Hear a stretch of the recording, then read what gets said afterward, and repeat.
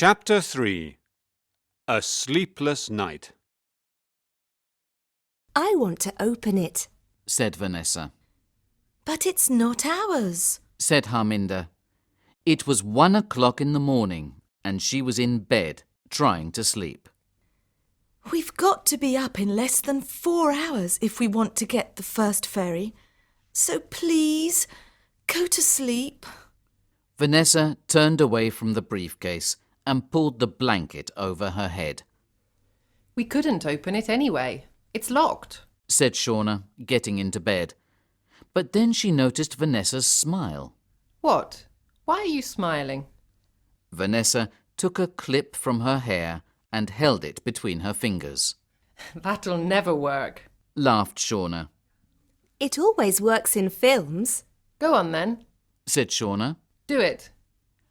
Harminder pulled the blankets over her head. Vanessa worked on one of the locks, using her clip as a key. I knew it. Said Shauna after a few minutes. I didn't think it was going to work.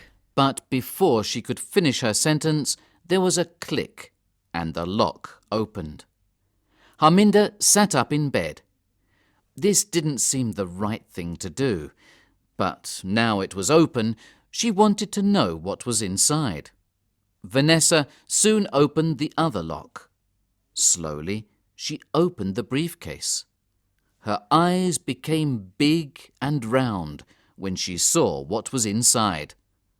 Harminder watched their shocked faces. What's in it? Show me.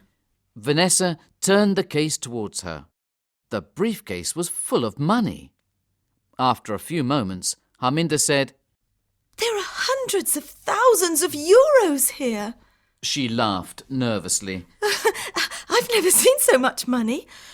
There's only one thing we can do now. What are you doing? Vanessa said when she saw Harminder with her mobile phone in her hand. I'm going to phone the police. You can't do that. Do you realise what a difference this money could make to our lives? But it's not ours. We don't know whose it is. There's no label, no name. Tell her, Shauna.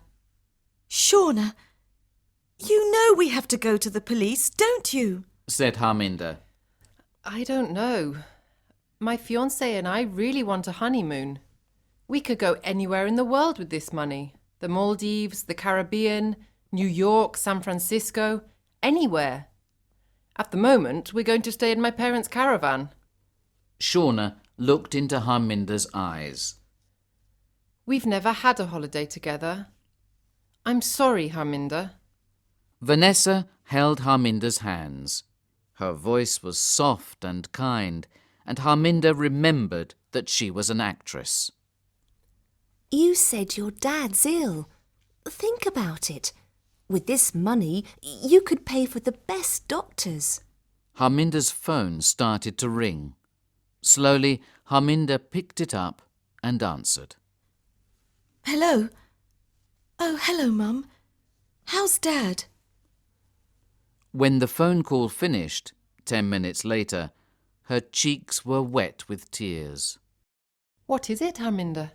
Asked Shauna. My dad, he's got worse.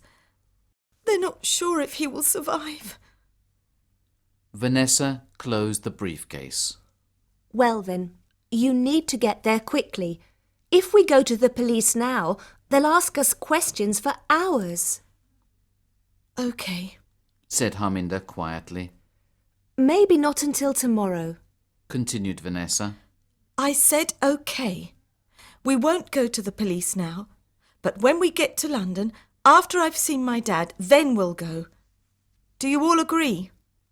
Shauna nodded reluctantly, but Vanessa only said, Let's get a few hours sleep now.